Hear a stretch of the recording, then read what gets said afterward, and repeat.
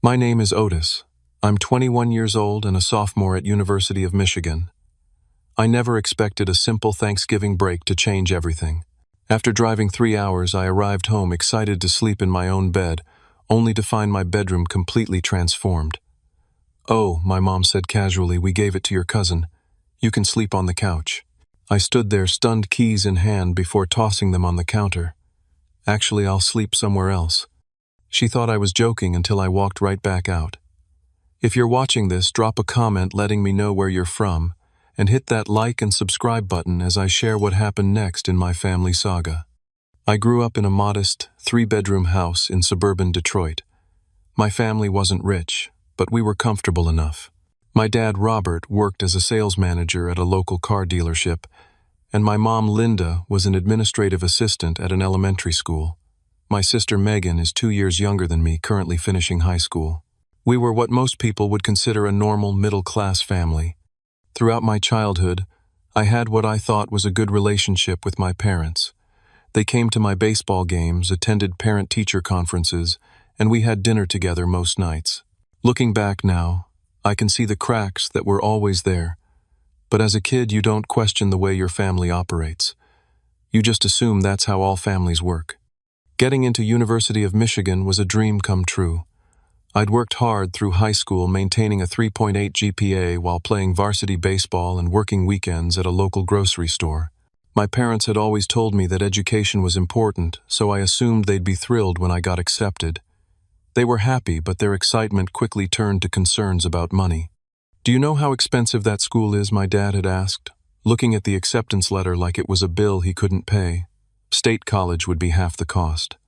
I understood their concerns. College is expensive, and my family didn't have a college fund set aside for me. To make it work, I took out student loans, applied for every scholarship I could find, and continued working part-time jobs. I worked 20 hours a week at the campus bookstore while taking a full course load. During summers, I picked up construction work that paid better than retail. I was doing everything I could to minimize the financial burden on my family. Still, whenever money came up in conversation with my parents, there was always an undercurrent of resentment. "We had to cut back on our vacation this year," my mom would mention, as if my tuition was directly responsible for canceling their annual trip to Florida. Never mind that they still went just for 5 days instead of 7.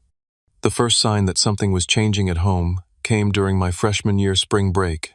I noticed small things in my bedroom were different. My desk had been rearranged. Some books were missing from my shelves. When I asked about it, my mom casually mentioned that my cousin Jake sometimes used my room when he visited. Jake was 19, the son of my mom's sister, Aunt Debbie. He dropped out of community college after 1 semester and had been finding himself ever since. From what I gathered through family conversations, this meant working occasional jobs before quitting playing video games and relying on family members for support. "He's going through a rough patch," was my mom's standard explanation whenever Jake made a poor decision or needed money. I never understood why my parents were so quick to make excuses for him while holding me to much higher standards. During my freshman year, Jake had apparently hit a particularly rough patch. After an argument with his mom, he needed a place to stay temporarily. My parents offered our house, and specifically my room, since I was away at college. "It's just until he gets on his feet," my dad had explained over the phone. "He's family, Otis. We help family." I didn't argue at the time. I was only home for holidays and summer anyway, and Jake was supposed to be gone before I came back for summer break. Except when summer came, Jake had a new excuse for why he needed to stay longer, and I ended up sleeping on an air mattress in our unfinished basement for 3 months. It was hot, uncomfortable, and I could hear every footstep from above, but I tried to be understanding. Family helps, family right. My bedroom had always been my sanctuary. The walls were painted deep blue, a color I'd chosen when I was 12. My baseball trophies lined the top shelf of my bookcase. I had a collection of signed baseballs from Detroit Tigers games my dad and I had attended over the years. My desk still had stickers from middle school that I never bothered to remove. The room wasn't fancy, but it was mine, filled with memories and personal touches that made it feel like home. During that summer of sleeping in the basement, I noticed my parents treating Jake more like a son than a nephew. They celebrated when he got a job at the local gas station, even though he only kept it for 3 weeks. They bought him a new phone when he claimed his old one broke. Meanwhile, when I needed new tires for my car to drive back to school, my dad suggested I budget better to afford them myself. The pattern was becoming clear, but I still didn't want to accept it. These were my parents. They loved me. They were just trying to help Jake through a difficult time. I told myself that once Jake moved out, things would go back to normal. When I left for my sophomore year, Jake was still living in our house, but my parents assured me he was just about to find his own place. I wanted to believe them. I needed to believe them. So I packed up for my second year of college, with the expectation that by Thanksgiving break, my room would be mine again. Throughout the fall semester, I called home regularly. My mom would give updates on Megan's college applications and Dad's work, but whenever I asked about Jake, the answers were vague. He's doing better, or he's got some promising opportunities. In hindsight, I should have pressed for more specific information, but part of me didn't want to know the truth. As Thanksgiving approached, I was looking forward to a few days of home-cooked meals and sleeping in my own bed. I didn't even think to ask if Jake was still there. It never occurred to me that in the 3 months I'd been gone, my parents would have given my room away permanently. That wasn't something parents did to their children, or so I thought. I finished my last class on Tuesday afternoon and immediately packed my car for the drive home. I texted my mom that I'd be home in time for dinner, and she responded with a thumbs-up emoji. The 3-hour drive gave me time to mentally transition from school mode to family mode. I was thinking about my mom's turkey and my dad's football commentary. I was looking forward to teasing Megan about her college applications. I wasn't prepared for what actually awaited me. I pulled into our driveway around 6:30 on Tuesday evening. The house looked the same as always, decorated with a few early Christmas lights my dad must have put up the previous weekend. I grabbed my duffel bag from the back seat and headed inside, already smelling my mom's cooking. "I'm home," I called out as I stepped through the front door. My mom appeared from the kitchen, wiping her hands on a dish towel. "Otis, we weren't expecting you until later." She gave me a quick hug, then immediately returned to the kitchen where something was boiling over. My dad looked up from his recliner and nodded in my direction. "Good drive." "Yeah, traffic wasn't bad," I answered, already heading for the stairs. "I'm going to drop my stuff in my room." Neither of my parents said anything as I climbed the stairs, which should have been my first clue that something was wrong.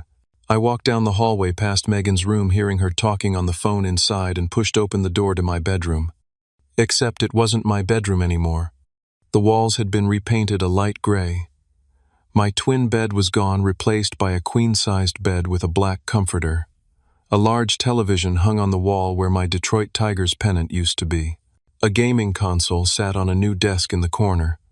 The closet door was open, revealing clothes that definitely weren't mine. For a moment I thought I had somehow entered the wrong room, but that was impossible in our small house. I stood frozen in the doorway, trying to process what I was seeing. None of my belongings were visible. Not my books, not my trophies, not the corkboard where I kept movie tickets and photos. "Mom," I called out, my voice sounding strange even to my own ears. "Dad."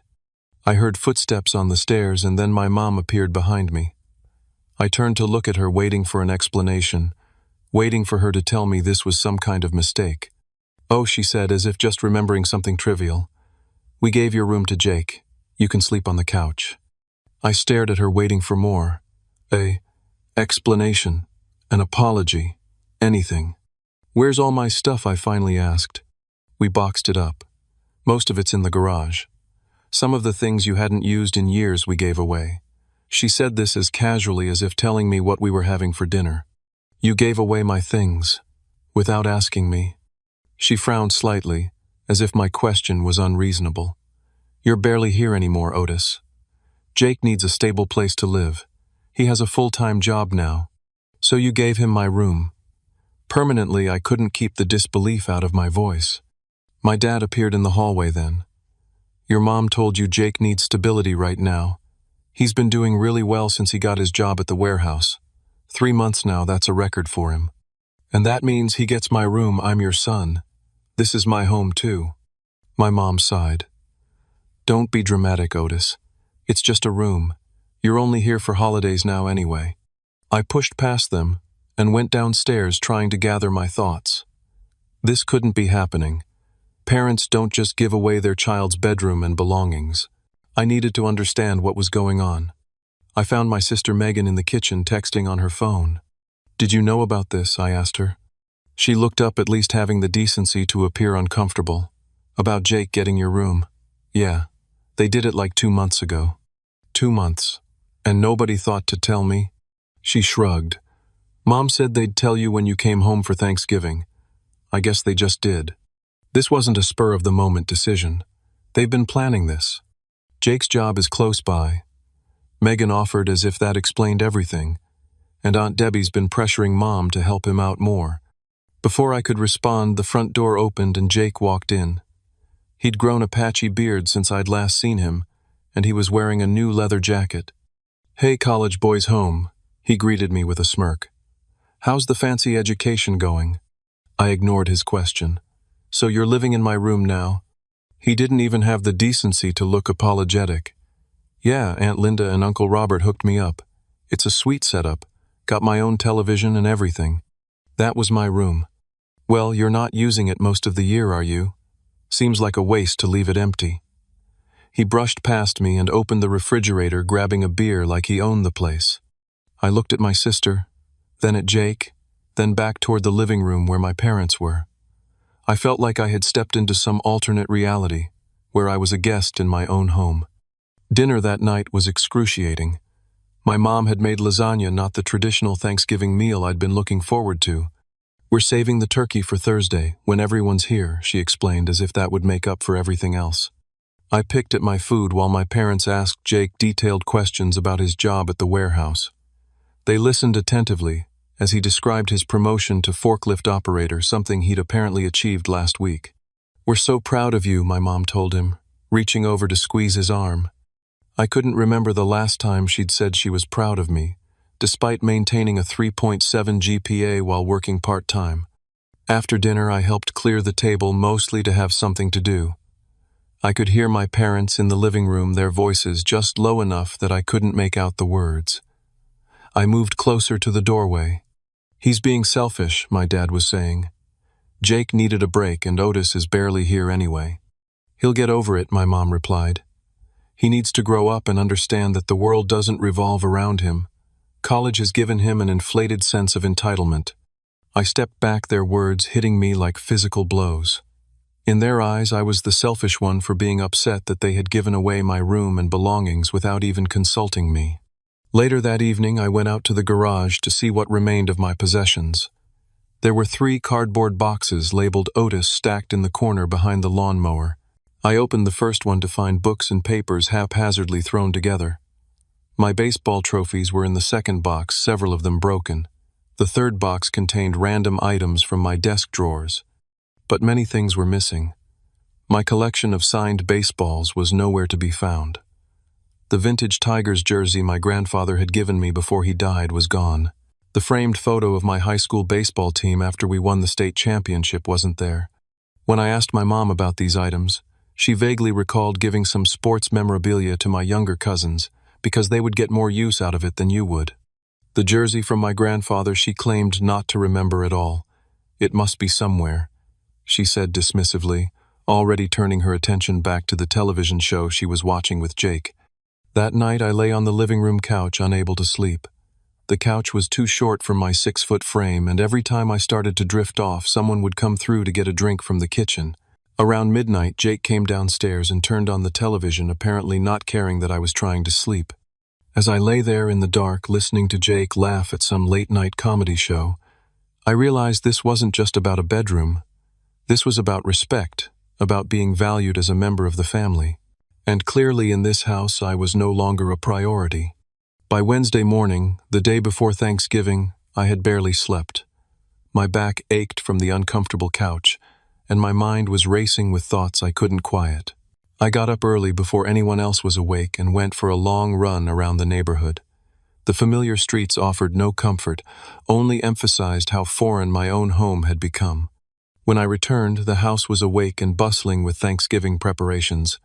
My mom was in the kitchen already starting on pies.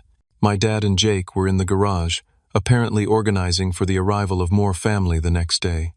"Can you run to the store for me?" my mom asked without looking up from her pie crust. "We need more butter and heavy cream." I showered quickly, pulled on fresh clothes, and drove to the local grocery store. It was crowded with last-minute Thanksgiving shoppers, everyone rushing to grab forgotten ingredients. As I waited in the checkout line, I checked my phone and saw a text from my friend Marcus. "Hey man, you back in town? Want to meet up before the family madness tomorrow?" Marcus and I had been friends since elementary school. His family lived just a few blocks from mine, and we'd stayed close even after going to different colleges. The thought of seeing a friendly face lifted my spirits slightly. "Definitely," I texted back. "Need to escape my house for a while. Coffee at Joe's in an hour." He replied with a thumbs up, and I felt a small sense of relief. At least someone in this town was happy to see me. I dropped off the groceries at home, told my mom I was meeting Marcus, and left before she could assign me another errand. Joe's Coffee was a local spot where all the high school kids used to hang out. Walking in felt like stepping back in time, and for a moment I could pretend things were normal. Marcus was already there, 2 coffees on the table. He stood to give me a quick hug before we both sat down. "So how's Michigan treating you?" he asked. "Still loving the business program?" "Yeah, classes are good. Tough but interesting." I hesitated, then added, "Home is weird though." "Weird how?" I told him everything. About coming home to find my room transformed, about my belongings being boxed up or given away, about sleeping on the couch while Jake enjoyed my bedroom. Marcus listened without interrupting, his expression growing increasingly concerned. "That's messed up, man," he said when I finished. "They didn't even call to warn you?" "Nope. Just surprised you don't have a bedroom anymore." "What are you going to do?" I shrugged. "What can I do? It's their house." "Yeah, but you're their son. That counts for something." Did it though? I wasn't so sure anymore. When I returned home, more relatives had arrived. My Aunt Debbie and Uncle Phil, Jake's parents, were in the living room with my parents. My mom's other sister, Aunt Carol, and her husband were there too, along with their kids. The house felt crowded and loud. "There he is," Aunt Debbie exclaimed when she saw me. "The college boy. How's university life treating you?" I gave non-committal answers to their questions about school, not wanting to engage more than necessary. I noticed how Aunt Debbie kept mentioning how proud she was of Jake for really turning things around with his warehouse job. "And your parents have been so wonderful," she gushed. "Taking him in, giving him a stable home environment. It's made such a difference." I glanced at my mom, who was beaming with pride, as if she'd done some charitable work by giving away my room. My dad nodded along, apparently not seeing anything wrong with the situation. "Where are you sleeping while you're home?" Aunt Carol asked me. Before I could answer, my mom jumped in. "He's on the couch. It's just for a few days." The couch? Aunt Carol looked confused. "But where's your room?" "We gave it to Jake," my mom explained, as if this was the most natural thing in the world. "Otis is only home for holidays now, and Jake needed a permanent space." "Oh." Aunt Carol looked uncomfortable for a moment, but then nodded. "Well, I suppose that makes sense." No one asked how I felt about it. No one seemed to think it was strange that my parents had given away my room without consulting me. The final straw came later that evening. Everyone was gathered in the living room, which also happened to be my current bedroom. The television was on. People were talking loudly, and I was trying to find a quiet corner to finish a paper that was due after the break. "Otis," my mom called from across the room. "Can you help set up the extra tables for tomorrow?" I set aside my laptop and spent the next hour rearranging furniture and setting up folding tables. When I returned to the living room, Jake was sitting in the spot I'd vacated using my laptop. "What are you doing?" I asked, trying to keep my voice level. "Just checking something," he replied without looking up. "Your password was easy to guess, by the way. Same one you've used since high school." I took my laptop back, anger rising. "Don't touch my stuff." "Geez, chill out." Jake rolled his eyes. "It's just a computer." "Is there a problem?" my dad asked, coming into the room. "Jake was using my laptop without permission," I said. My dad frowned. "He was just borrowing it for a minute, Otis. No need to overreact." Overreact. He broke into my password-protected laptop. "Maybe if you weren't so secretive about everything," my dad suggested. his tone implying I was being unreasonable. I closed my laptop and walked away, not trusting myself to respond. I went to the kitchen where my mom and aunts were preparing food for the next day. "Do you know where my Tigers jersey is?" I asked my mom. "The one Grandpa gave me before he died." She barely looked up from the vegetables she was chopping. "I think we gave that to Jake. He's a big baseball fan now and you never wear it." I stared at her, speechless. That jersey was one of the few things I had from my grandfather, a keepsake I'd treasured for years. "You gave away Grandpa's jersey, without even asking me." "It was just sitting in your closet," she replied defensively. "Jake actually appreciates it." I left the kitchen before I said something I'd regret. In the hallway, I overheard my father talking to Uncle Phil. "College has changed him," my dad was saying. "He comes home with all these expectations like we're supposed to keep his room as a shrine or something. He needs to understand the real world doesn't work that way. Kids today don't understand sacrifice." Uncle Phil agreed. "They think everything should be handed to them." I'd worked 20 hours a week while maintaining a full course load. I'd taken out loans to minimize the burden on my parents. I'd given up my room without complaint when Jake first needed a place to stay, and I was the entitled one. In that moment, something inside me broke. The illusion that my parents valued me as much as they valued Jake, or that they respected me at all, shattered completely. This wasn't a temporary situation or a misunderstanding. This was a clear message about where I stood in the family hierarchy. I walked back into the living room where everyone was gathered. I stood there for a moment looking at these people who were supposed to be my family. Jake was wearing what looked suspiciously like my grandfather's Tigers jersey. My sister was absorbed in her phone. My parents were laughing with my aunts and uncles. No one even noticed me standing there. I made my decision. I went to the garage, gathered what remained of my possessions into my car, and then returned to the house. I grabbed my keys from the counter where I'd left them the day before. "I'm not staying here," I announced loud enough for everyone to hear. The room fell silent as all eyes turned to me. "What do you mean?" my mom asked, frowning. "I mean, I'm not sleeping on the couch in my own home while Jake lives in my room and wears my grandfather's jersey. I'm going somewhere else." "Don't be ridiculous," my dad said dismissively. "Where would you go? It's Thanksgiving tomorrow." I tossed my keys on the counter with a deliberate clink. "Actually, I'll sleep somewhere else. I've already packed my car." My mom laughed nervously. "Otis, stop being dramatic. Of course you're staying here." "No," I said firmly. "I'm not." And without another word, I walked out the front door. The crisp, November air hit my face as I closed the front door behind me. For a moment, I stood on the porch, half expecting someone to come after me. No one did. I walked to my car, got in, and drove away from the house I'd grown up in. I had no concrete plan, just an overwhelming need to be anywhere but there. I drove aimlessly for a while, my mind racing. Where could I go? What would I do about Thanksgiving? Should I just drive back to campus 3 hours away? My phone started buzzing with texts. First from my mom, "Stop being childish and come home." Then from my dad, "You're embarrassing yourself and your mother. Grow up." My sister, "Where did you go? Mom is freaking out." Even Jake had the audacity to text drama queen Much. "Can I have your PlayStation if you're not coming back?"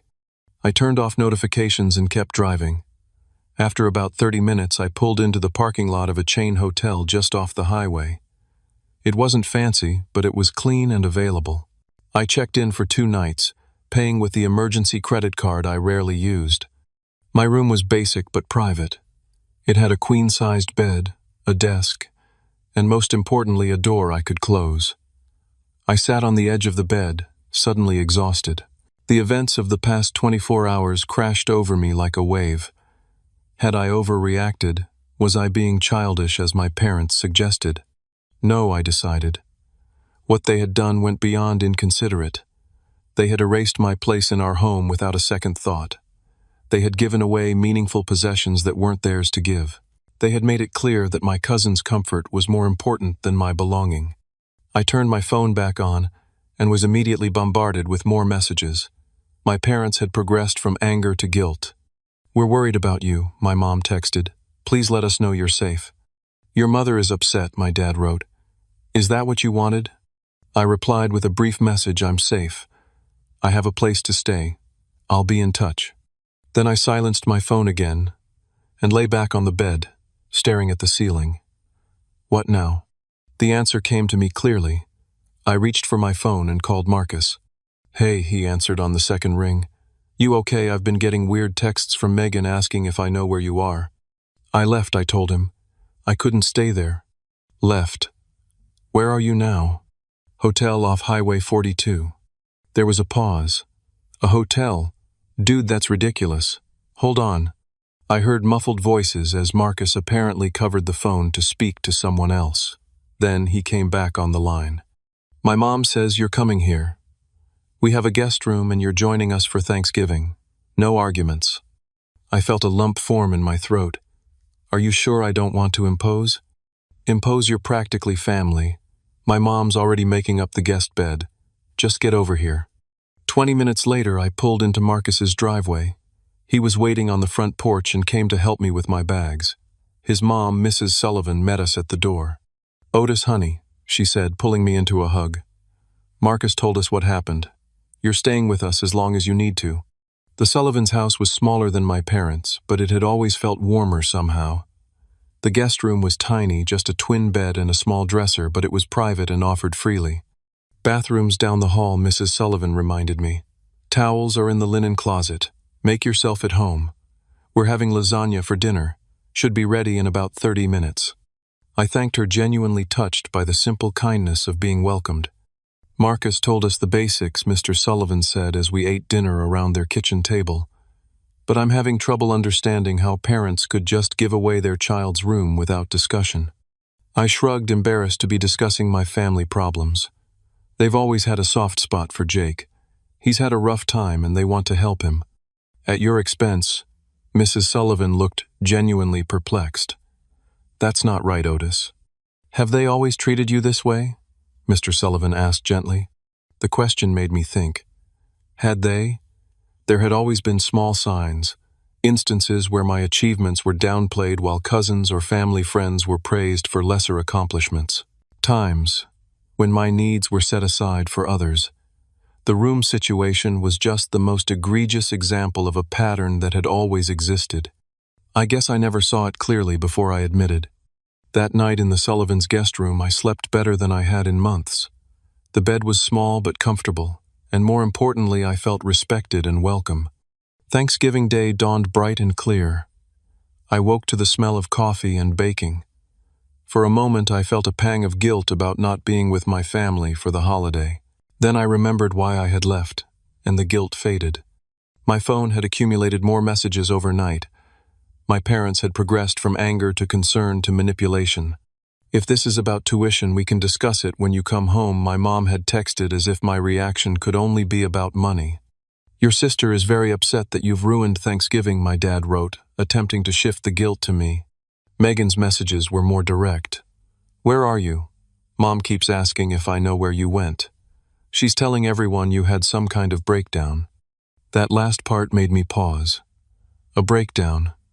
Was that the narrative they were creating, that I was mentally unstable rather than justifiably upset? Around noon, Megan showed up at the Sullivans' house. "I figured you'd be here," she said when I answered the door. "Can we talk?" We sat on the front porch, the November air crisp around us. "Mom and Dad are telling everyone you're having mental health issues," she informed me. "They're saying the stress of college got to you, and you snapped over nothing." Over nothing. They gave away my room and my belongings without even asking me. Megan sighed. "I know. It's messed up. I told them they should have at least called you first." Would that have changed anything? Would they have reconsidered if I'd objected over the phone? She looked away. Probably not. They had already promised Jake he could stay as long as he wanted. We sat in silence for a moment. "Are you coming back?" she finally asked. "Not right now. The Sullivans invited me to stay for Thanksgiving. Mom's going to be upset." "I'm already the villain in their story," I pointed out. "Might as well skip the uncomfortable dinner, too." Megan left after extracting a promise that I'd text her later. As I watched her drive away, I felt a strange mix of sadness and relief. sad that my relationship with my family had deteriorated to this point, but relieved that I had drawn a line. Thanksgiving with the Sullivans was everything a family holiday should be. There was delicious food, genuine conversation, and not a hint of the tension that had characterized gatherings at my parents' house. Mrs. Sullivan made sure I had seconds of everything, and Mr. Sullivan shared stories about his own college days. Marcus's younger sister, Emma, asked about my classes with genuine interest. "You're welcome to stay through the weekend," Mrs. Sullivan told me as we cleaned up after dinner, "or longer if you need to." "Thank you," I said, meaning it more than she could know. "But I should probably head back to campus soon. I have assignments due after the break." The contrast between the Sullivans' generous hospitality and my own family's treatment of me was stark. This was how family was supposed to treat each other, with respect and consideration. That evening I called my academic advisor, Dr. Brown, who had given us his personal number for emergencies. "I'm sorry to bother you on Thanksgiving," I began. "Not a problem, Otis. What's going on?" I explained my situation briefly, focusing on the practical aspects rather than the emotional ones. I needed to know my options for winter break, which was coming up in just a few weeks. "You're not the first student to need alternative housing during breaks," Dr. Brown assured me. "The university keeps some dorms open for international students who can't go home. I can add you to that list for winter break." "What about costs?" I asked, concerned. "There's a fee, but we might be able to get it waived in your case. Let me look into it and get back to you." That night I sent a text to my parents. "I'm safe and staying with friends. I'll be returning to campus after the weekend. We can talk when I'm ready." It was short but clear. I was setting a boundary, perhaps for the first time in my life. The weekend after Thanksgiving passed quickly. I stayed with the Sullivans, who treated me like another son. Mrs. Sullivan insisted on cooking big breakfasts, and Mr. Sullivan invited me to watch football with him. It was a glimpse into what family support should look like. On Saturday, Marcus and I met up with some other friends from high school who were home for the break. We gathered at our old hangout spot, a pizza place that hadn't changed since we were 15. "So you're just not going back home at all?" asked Derek, who had been on the baseball team with me. "Not right now," I confirmed. "Maybe eventually, but things need to change first." "That's rough, man," he said sympathetically. "But I get it. My parents pulled something similar with my sister last year. Not as bad as giving away her room, but they definitely favor my younger brother." "How's she handling it?" I asked, curious how others navigated family dysfunction. "She limited contact for a while. Only sees them on major holidays, keeps conversations superficial. It sucks, but she says it's better for her mental health."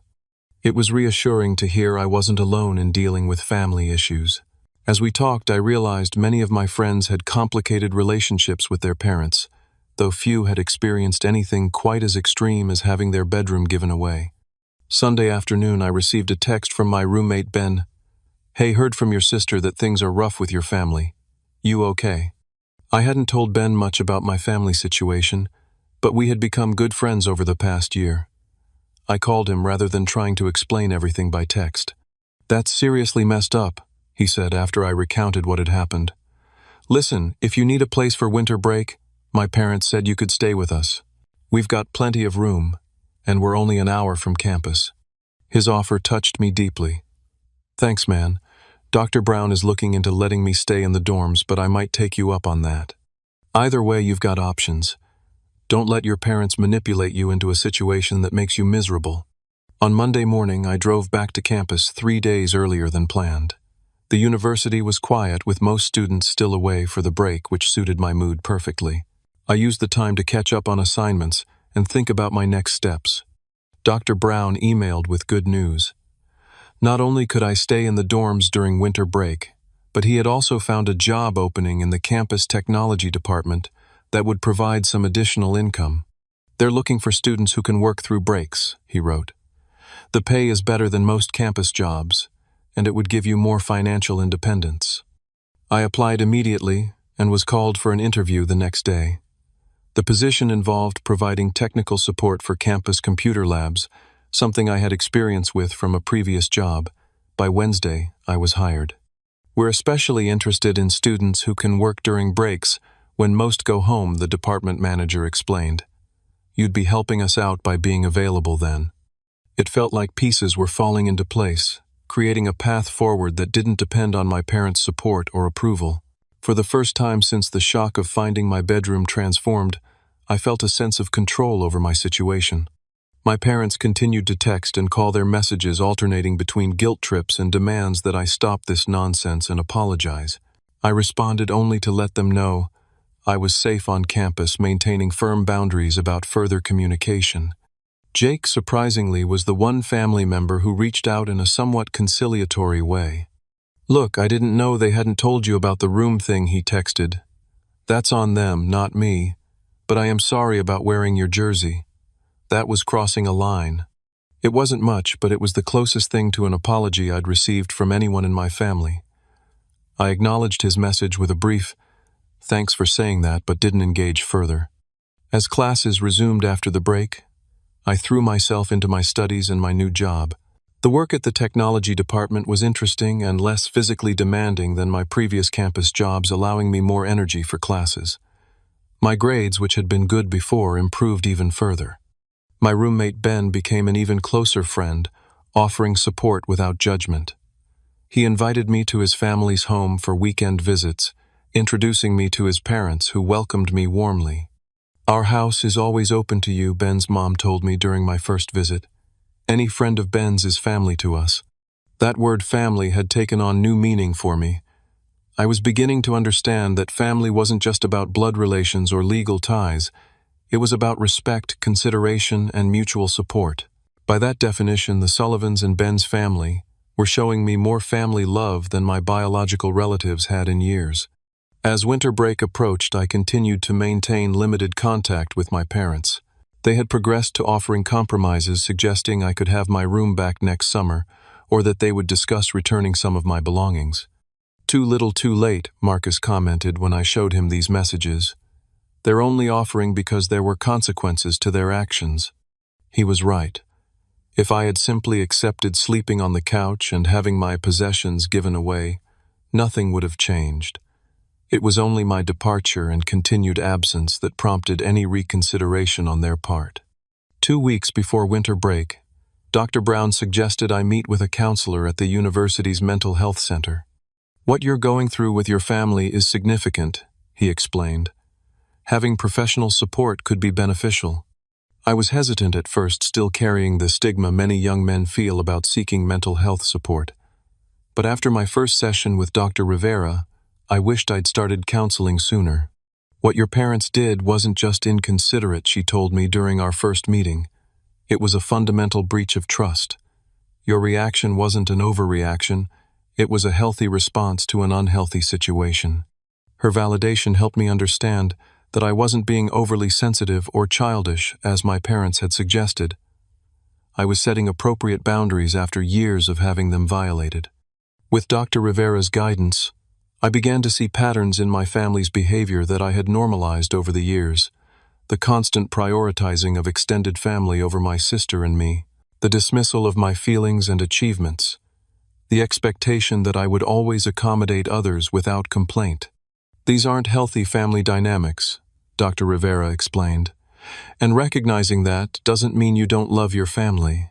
It means you're seeing the situation clearly, perhaps for the first time." By the time winter break arrived, I had a clear plan. I would stay in the dorms, work at my new job, and use the time to focus on my own well-being. I had politely declined Ben's invitation to join his family for Christmas, feeling I needed the solitude to process everything that had happened. My sister Megan called the day before break began. "Mom and Dad want to know if you're coming home for Christmas," she said, her tone cautious. "I'm not," I told her. "I'm staying on campus."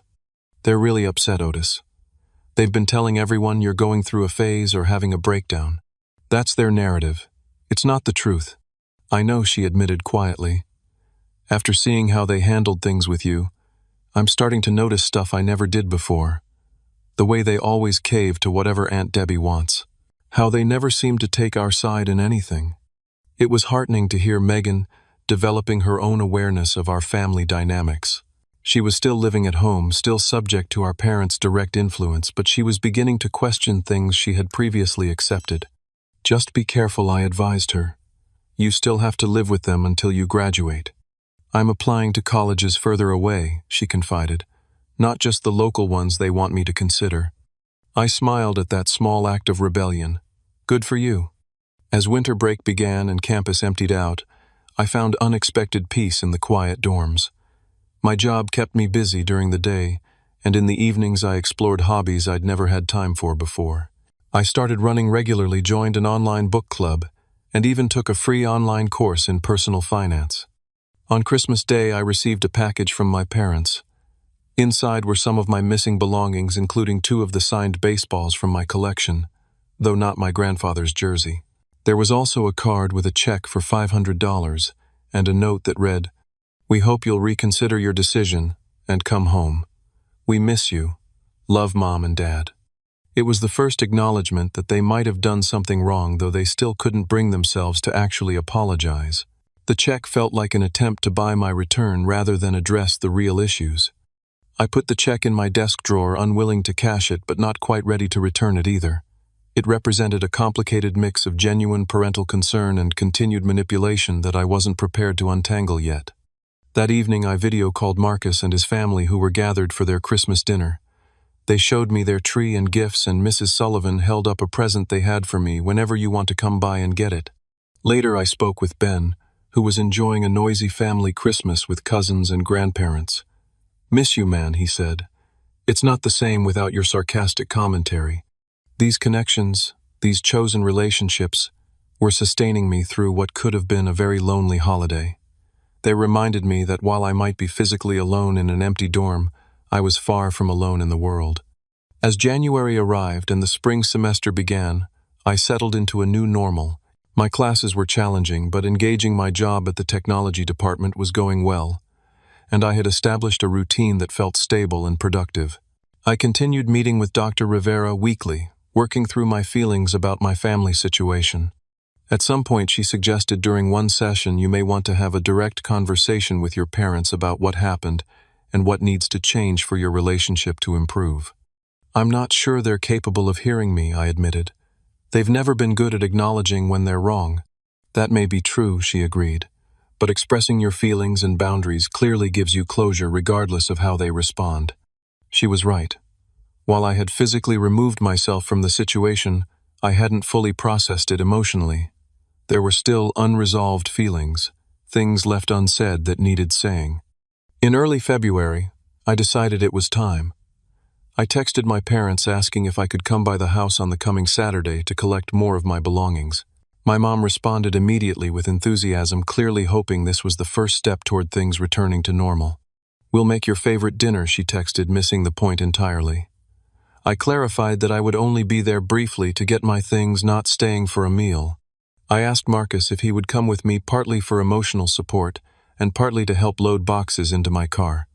Of course, he agreed without hesitation. "I've got your back." Saturday arrived, and I felt a mix of anxiety and determination as I drove the familiar route to my parents' house. Marcus sat beside me, offering quiet encouragement.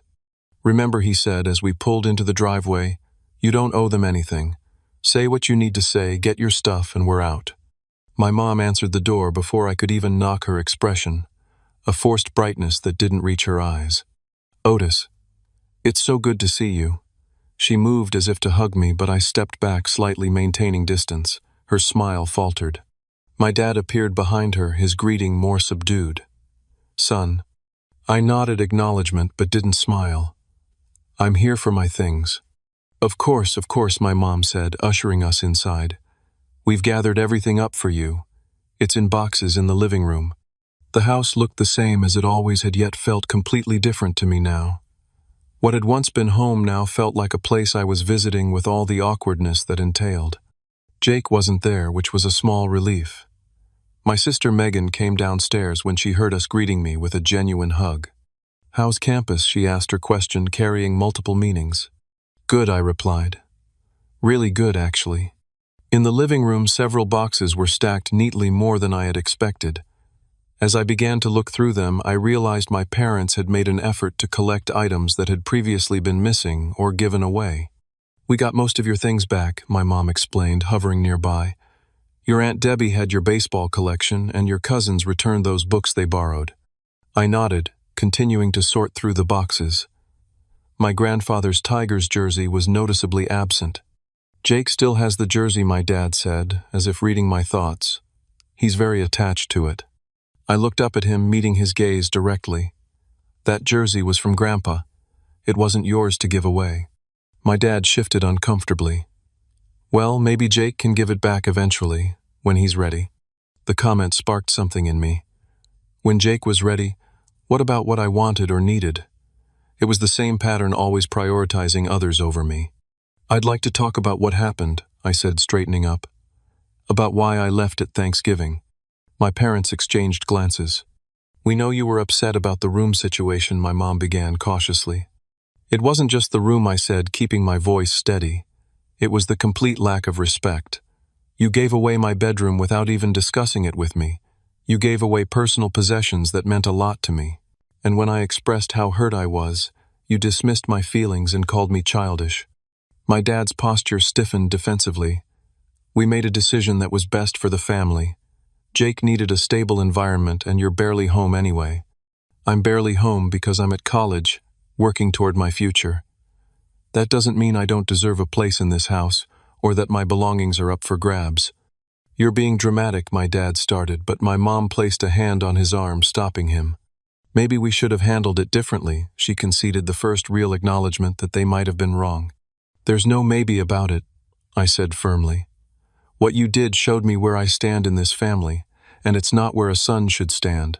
I've spent the past few months building a life that doesn't depend on your support, and I've realized I deserve better than what I've been getting here. My dad looked like he wanted to argue, but something in my expression must have given him pause. Megan, who had been silent until now, spoke up. They've been different since you left, more careful about how they treat me. I think they realize they messed up. My mom's eyes filled with tears. We never meant to hurt you, Otis. We love you. We just got caught up in trying to help Jake, and we didn't think about how it would affect you. That's the problem, I said. You didn't think about me at all. And it's not the first time. It's just the first time I couldn't ignore it or explain it away. There was a heavy silence as my words sank in. What can we do? My mom finally asked. How do we fix this? It was a more direct question than I had expected, and it deserved a direct answer. I need you to understand that what you did was wrong, not just inconvenient or inconsiderate, but fundamentally disrespectful. I need acknowledgement and a genuine apology, not excuses. And I need to see real changes in how you treat me and value my place in this family before I can trust you again. My dad looked uncomfortable but nodded slowly. We can work on that. And I want my grandfather's jersey back, I added. That's non-negotiable. We'll talk to Jake, my mom promised. Marcus and I loaded the boxes into my car. As we were finishing, my mom approached me again. Will you come for dinner sometime? She asked hesitantly. We miss you. I considered her request. Not right now. I need time. But maybe eventually when things feel different. She nodded, accepting my boundary even if she didn't fully understand it. As we drove away, Marcus glanced at me. You okay? Yeah, I said, surprised to find it was true. That went better than I expected. They seemed to actually listen a little bit. A little, I agreed. It's a start. Over the next few weeks, I noticed subtle changes in my parents' approach. They texted occasionally but didn't pressure me to respond immediately. When they did mention coming home, it was framed as an invitation rather than an expectation. Small steps, but meaningful ones. In March, Megan called to tell me Jake had finally moved out. He got an apartment with some friends closer to the warehouse, she explained. Dad helped him move last weekend. How do you feel about that? I asked. Relieved, she admitted. It was weird having him here all the time. Like he was another brother, but one who got special treatment. A week later, a package arrived at my dorm. Inside was my grandfather's Tigers jersey, carefully folded with a note from my mom. Jake returned this. It belongs with you. We're sorry we ever gave it away. It wasn't a complete resolution, but it was a tangible acknowledgement of the harm they had caused. I placed the jersey carefully in my closet, a small piece of my past reclaimed. Marcus's parents suggested a family therapy session might help facilitate better communication between me and my parents. I was hesitant at first, but after discussing it with Dr. Rivera, I agreed it could be beneficial. Having a neutral third party can prevent old patterns from taking over the conversation, she explained. I proposed the idea to my parents, expecting resistance, especially from my dad. To my surprise, they agreed readily. "We'll do whatever it takes," my mom said. "We want to make things right." The therapy session was uncomfortable but productive. The therapist, Dr. Chen, created a space where all of us could express our feelings without interruption or defensiveness. I felt replaced, I told my parents honestly, like I was disposable in my own family. My mom cried at that genuine tears of remorse. "We never meant to make you feel that way. We got so caught up in helping Jake that we lost sight of how it would affect you." My dad, usually quick to defend or deflect, spoke with unusual vulnerability. "I think we've always found it easier to focus on other people's kids than our own. With you and Megan, we set high expectations and then took it for granted when you met them. With Jake and your other cousins, any small achievement seemed like a big deal because our expectations were lower." It was the most insightful thing I'd ever heard my father say about our family dynamics. For the first time, I felt like he actually saw the pattern that had hurt me. Dr. Chen guided us toward establishing new boundaries and expectations. We agreed to regular phone calls, but with the understanding that I would visit home only when I felt comfortable doing so. My parents committed to asking before making any decisions that affected me, even indirectly. "This is just the beginning of the conversation," Dr. Chen reminded us as the session ended. "Rebuilding trust takes time and consistent effort from everyone." As spring semester progressed, I maintained my independence while allowing for careful reconnection with my family. My parents seemed genuinely committed to changing their behavior, though there were occasional slips into old patterns that required gentle correction. When I did finally visit home again in late April, I found my old bedroom had been restored, painted back to its original blue. My desk and bookshelf were in their original positions, though the room still felt different, altered by what had happened. "We wanted you to know you always have a place here," my mom explained as she showed me the room, "even if you don't use it much anymore." It was a gesture that meant more than the physical space itself. It represented an acknowledgement of my place in the family, my right to belong even when I wasn't physically present. That visit was brief but civil, a small step toward a new kind of relationship with my parents. Not the unquestioning dependence of childhood, but not complete estrangement either, something in between based on mutual respect rather than obligation. As the school year ended and summer approached, I had options I hadn't imagined back in November. I had secured a paid internship in Ann Arbor that would allow me to stay near campus. My financial aid package for the next year had increased thanks to Dr. Brown's advocacy. I had friends who valued and respected me, and a growing sense of confidence in my ability to navigate difficult situations. I had also learned something valuable about family, that sometimes walking away, even temporarily, is necessary for healing, that love without respect isn't enough, and that family can be found and created in unexpected places when your biological one falls short. 1 year after that fateful Thanksgiving break, I found myself driving home again, this time with a very different mindset. The past 12 months had transformed me in ways I couldn't have imagined when I first walked out of my parents' house that November evening. Academically, I'd thrived. My focus on schoolwork and reduced family stress had resulted in a 3.9 GPA for the year. The job at the technology department had evolved into a research assistantship with one of my business professors, leading to opportunities I wouldn't have had otherwise. Financially, I'd achieved a level of independence that gave me security and confidence. Between scholarships, my campus job, and careful budgeting, I no longer depended on my parents for basic expenses.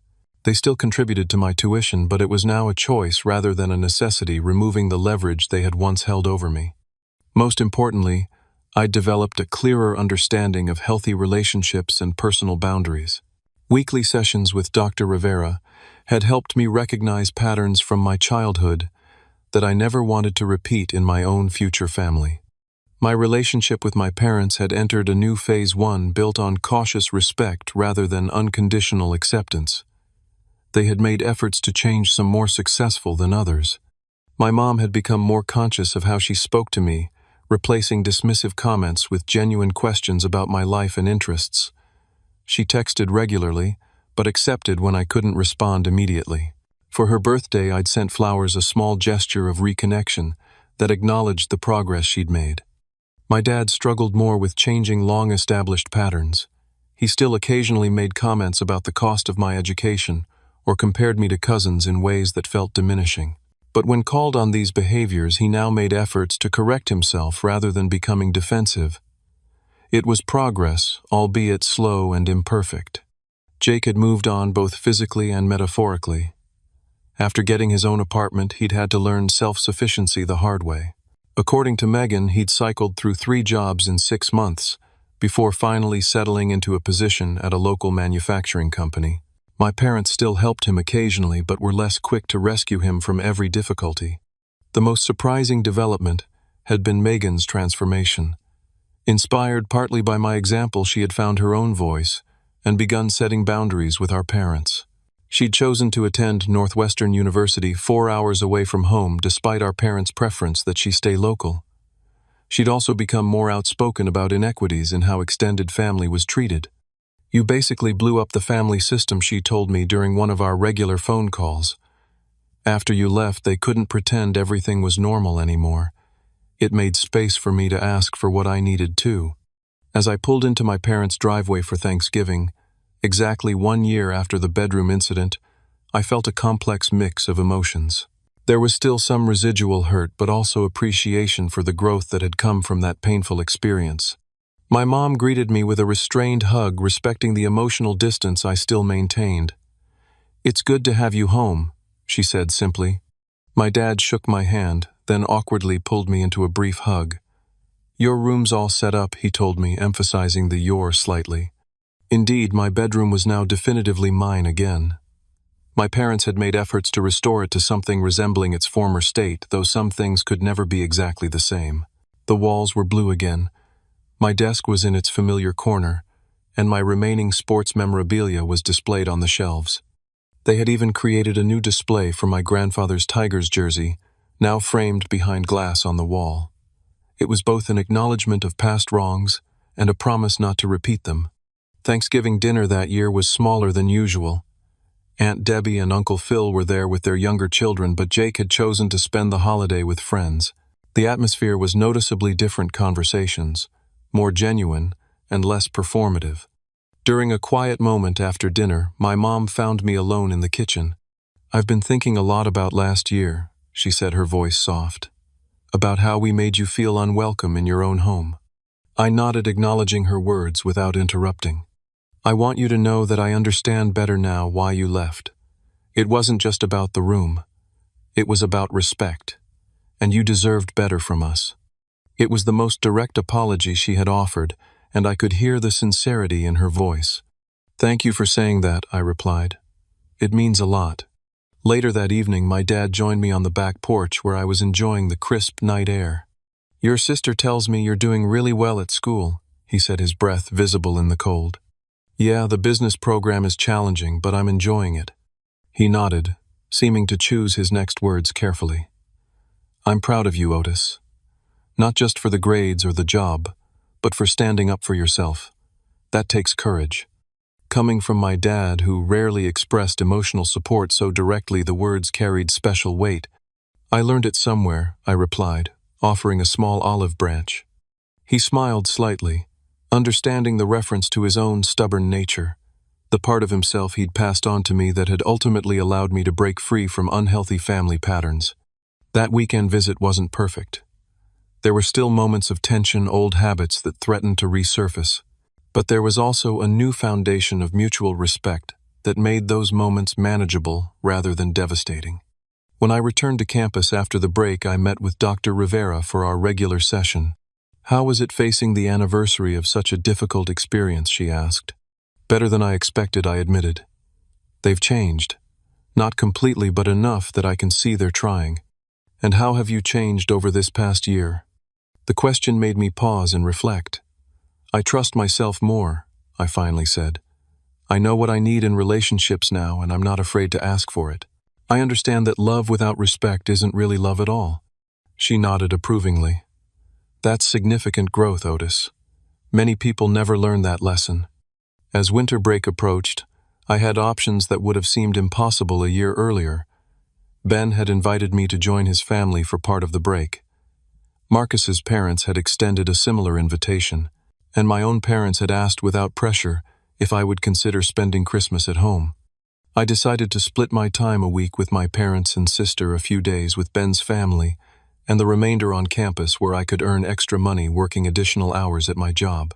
It was a balance that felt right, honoring the progress my family had made, while maintaining the independence I had worked so hard to establish. On Christmas morning at my parents' house, my dad handed me a small box wrapped in silver paper. "This is something that should have been yours all along," he said. Inside was a key ring with 3 keys, one to the front door, one to the back door, and one to my bedroom door newly installed. "Your room will always be your room," he said, "with a lock so no one else can use it without your permission. Ever." It was a tangible symbol of the respect I had demanded and finally received. Not just access to the house, but guaranteed private space within it, protected by a boundary only I could open. "Thank you," I said, genuinely moved by the gesture. As we moved into the new year, I continued building a life balanced between independence and family connection. I maintained my campus job and research position, strengthened friendships with people like Ben and Marcus, who had supported me through difficult times, and cautiously rebuilt trust with my parents through consistent, respectful interaction. My sister Megan thrived in her first year at Northwestern, calling me regularly for advice about navigating college life and family expectations. Our shared experience had brought us closer, transforming us from siblings who lived parallel lives to genuine allies and friends. The family dynamics continued to evolve in positive ways.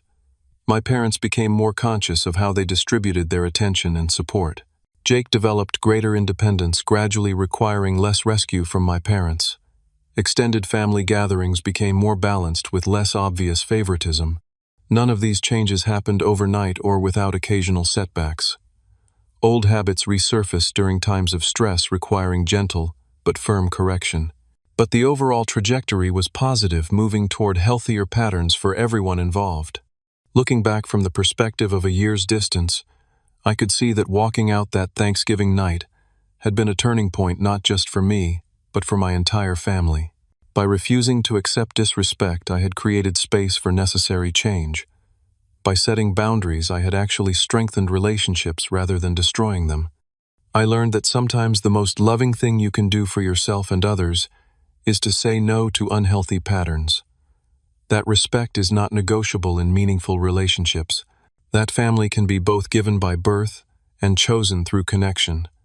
And that healing, while never perfect or complete, is always possible when people are willing to grow. Have you ever had to walk away from someone you cared about to protect your own well-being, or had to set difficult boundaries with family members? Drop a comment below to share your experience. If my story resonated with you, please hit the like button and subscribe to hear more life lessons from my journey. And remember, sometimes the hardest step to take is the one that leads you away from toxicity and towards self-respect. Thank you for listening, and I wish you the courage to stand firm in your worth, no matter who tries to diminish it.